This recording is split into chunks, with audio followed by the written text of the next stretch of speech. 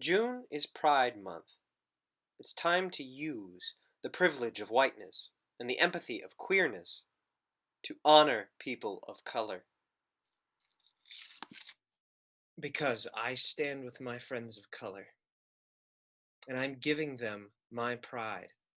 So tonight, let's honor Fred Hampton. Fred Hampton was born on August 30th, 1948. He grew up on the southwest side of Chicago. As a kid, Fred's dream was to play center field for the New York Yankees, and indeed in high school he showed his prowess in baseball, football, and wrestling. But it was Fred's intelligence, thoughtfulness, leadership, and empathy that would guide him in what he would do next.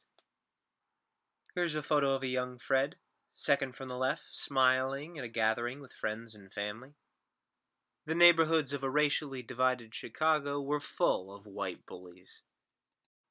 Fred's sister Dee Dee remarked, "We got in a lot of trouble trying to set them straight after school. Together we did all right, but seems like we were always having to explain what happened on the playground to the principal." Young Fred would not be deterred. Even at a young age, he quickly stood out for his intelligence and his resilience. His mother Iberia said, "He was upset for a while, but he learned to defend himself with words. He earned the reputation of King of Signifying." More than just a wordsmith, Fred really shined as a leader. Friends recall Fred would regularly host meals at his own house, and though never explicitly saying so, they figured Fred knew not all of them had food at home. In his later work with the Black Panthers, the Free Breakfast for Children program would be a center point of community outreach. As a boy and as a young man, Fred Hampton was deeply connected with the world and community around him. Growing up, he was next door neighbors with a young man named Emmett Till. Fred's mother, Iberia, was Emmett's babysitter. Emmett was murdered by white people in Mississippi in 1954. Emmett was 14. Fred was 6. After high school, Fred earned enough money to enroll himself in college. His pursuit was law, but he was already a very vocal activist in the community. Fred Hampton spoke out against police brutality in Chicago. As leader of the NAACP youth chapter, he originally marched peacefully, trying to raise police salaries to get more professional police in Maywood. Later, he pushed for changes to make the police more accountable and to give Maywood citizens the power to fire brutal cops. His natural and learned skills as an orator quickly made him a leader.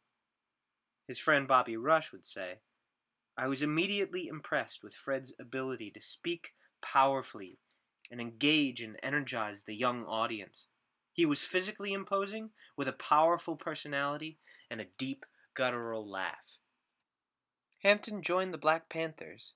He focused his efforts on community outreach and fighting police corruption through the legal system. He subscribed to the more radical ideas of Malcolm and Mao, but also respected the teachings of Dr. King. He was anti-sexist as a leader, seeing female members of the Black Panthers as partners, not objects. Fred fought for his community. He helped institute the Rainbow Coalition, an alliance of black, Latino, and white groups to fight together against police brutality. In Fred's words, "If you walk through life and don't help anybody, you haven't had much of a life."